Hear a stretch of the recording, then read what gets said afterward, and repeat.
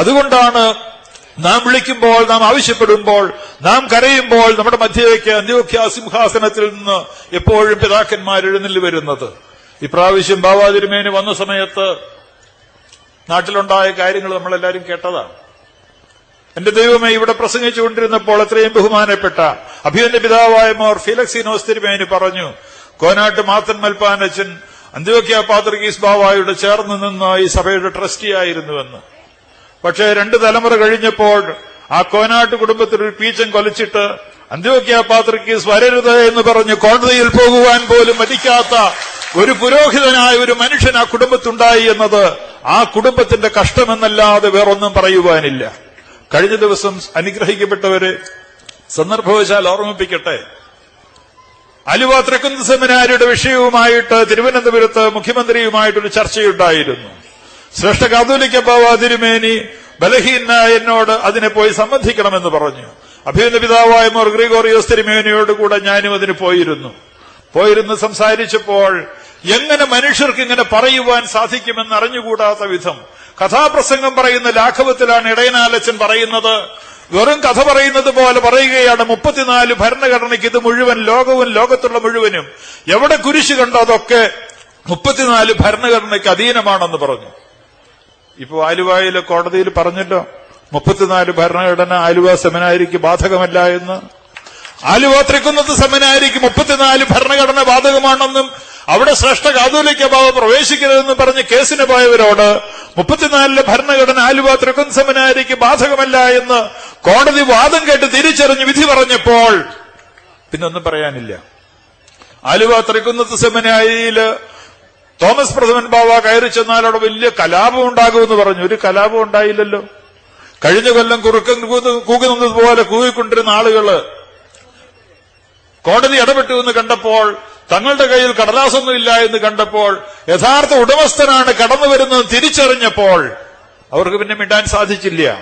അടുത്ത വർഷത്തേക്ക് ഈ സർക്കാർ തീർച്ചയായിട്ടും അവിടെ ആരാധന നടത്തുവാൻ തക്കമുള്ള ക്രമീകരണം നമുക്കുണ്ടാക്കി തരുവാൻ ഇടയാകണമെന്നും വളരെ നിർബന്ധമായി ഈ സഭ ഈ സർക്കാരിനോട് വളരെ വിനയത്തോടെ ആവശ്യപ്പെടുകയാണ്. സത്യം മനസ്സിലാക്കുന്നതിൽ ഈ സർക്കാർ വളരെ മുൻപോട്ട് പോയിട്ടുണ്ട്.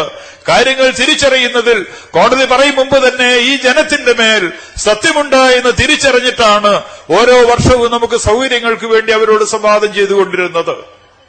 അവിടെ ചർച്ച ചെയ്യുന്ന സമയത്ത് ഒരു കാര്യം പറഞ്ഞു. ഞങ്ങളുടെ ഒരു പിതാവ് കോതമംഗലത്തുണ്ട്.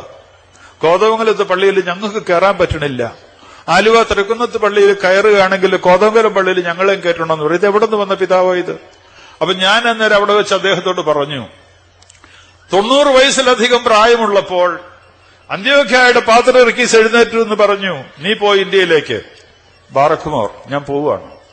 ഇത് പറഞ്ഞതാണ് എൽദോ മസേലിയോസ് ബാവ എന്ന് പറയുന്നത്.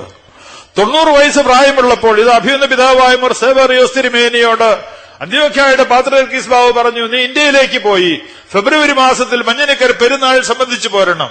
അയ്യോ പിതാവ്, അവിടെ ഭയങ്കര ചൂടാണ്, ആവിക്കുകയാണ്. ഇതൊന്നും പറഞ്ഞില്ല, എഴുന്നേറ്റ് പോരുക ചെയ്ത്.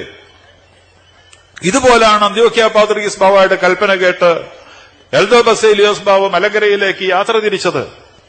അതുപോലെ യാത്ര തിരിച്ച് അന്ത്യോഖ്യ പാത്രികീസ് ബാവ അതുപോലെ അനുസരിച്ചിരുന്ന ബാവ ഇപ്പൊ ഞങ്ങളുടെ ബാവയാണ്. കാരണം കോതമംഗലം പള്ളിയിലെ വരുമാനം മണർകാട് പള്ളിയിലെ വരുമാനത്തിന്റെ ഒപ്പം നിൽക്കും.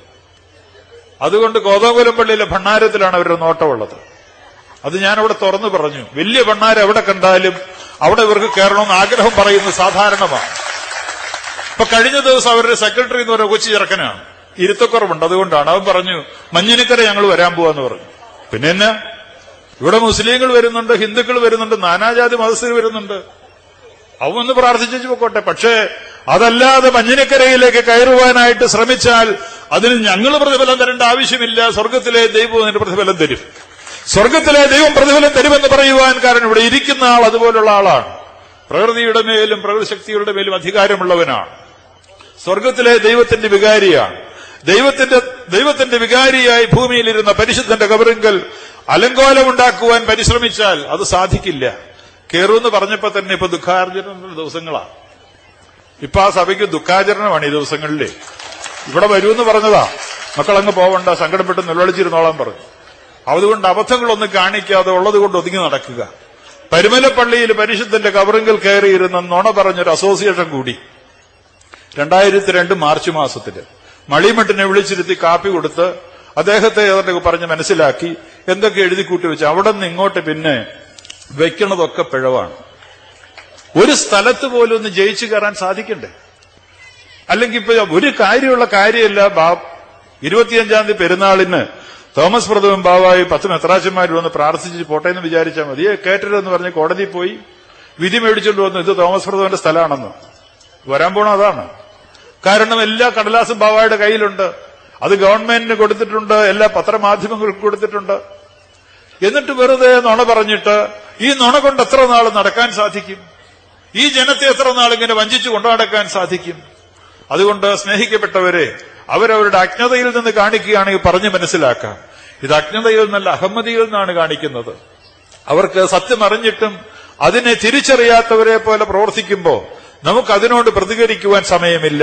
നമുക്ക് സ്വർഗത്തിലെ ദൈവത്തെ നോക്കി നമുക്ക് ജീവിക്കാം. ഈ പരിശുദ്ധന്റെ ജീവിതം നമുക്ക് ജീവിതത്തിന് മാതൃകയായി തീരട്ടെ. നമ്മുടെ ഒരു പള്ളികളിൽ പോലും അവർക്ക് കയറുന്നതിന് തീർച്ചയായിട്ടും യാതൊരു വിരോധവും നമ്മൾ പറയരുത്. ഓമല്ലൂർ ബാവ ചെയ്തതുപോലെ, കോതമംഗലത്ത് ബാവ ചെയ്തതുപോലെ ചെയ്യാൻ അവർ തയ്യാറായാൽ മതി. സുപ്രീം കോടതി അത് പറഞ്ഞിട്ടുണ്ട്.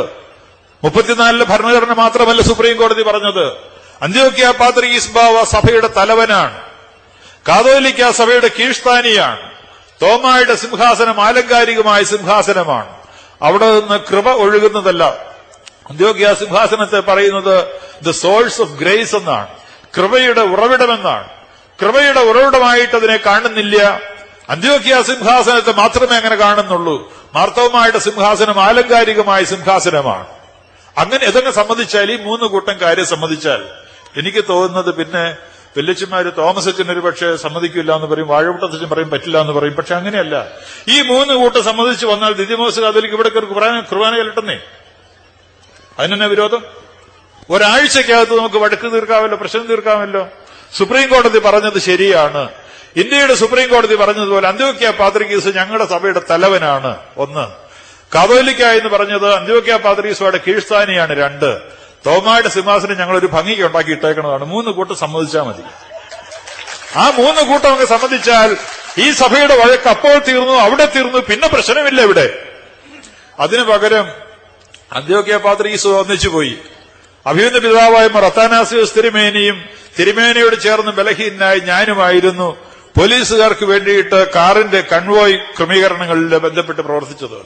ഞങ്ങൾ 31 വണ്ടികൾക്ക്, പോലീസ് ജീപ്പടക്കം 31 വണ്ടികൾക്ക് നമ്പർ ഇട്ട് കൊടുത്തു. ഒരു ബാവ പോകുന്ന ആംബുലൻസ് അടക്കം എല്ലാ ക്രമീകരണങ്ങളുമായിട്ട് 31 വാഹനങ്ങളാണ് ഒഫീഷ്യൽ കോൺവോയിലുണ്ടായിരുന്നത്. പിന്നെ ആളുകളുടെ എല്ലാ വണ്ടികളും ഉണ്ട് കൂടെ. ഒരു പ്രദേശത്തോടെ പോകുമ്പോൾ നാടളകുന്നത് പോലെ പോവുകയാണ്. ബാവ വന്ന് തിരിച്ചുപോയി. ഇത് കഴിഞ്ഞപ്പോ ഒരു പാത്രികസിനെ അവർ കൊണ്ടുവന്നു.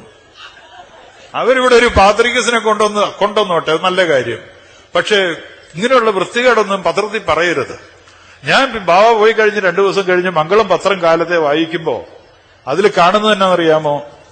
ഞങ്ങളുടെ പാത്രികീസ് വന്നിട്ട് സ്റ്റേറ്റ് ഗസ്റ്റ് ആയിരുന്നു, പക്ഷെ 6 ടാക്സി ഞങ്ങൾ നെടുമ്പാശ്ശേരി എയർപോർട്ടിൽ നിന്ന് വാടകയ്ക്കെടുത്താണ് അദ്ദേഹത്തെ കൊണ്ടുപോകുന്നത്. പത്രത്തിൽ വന്നതാണ്. 6 ടാക്സി വാടകയ്ക്കെടുത്താണ് ഞങ്ങളെ കൊണ്ടുപോകുന്നത്.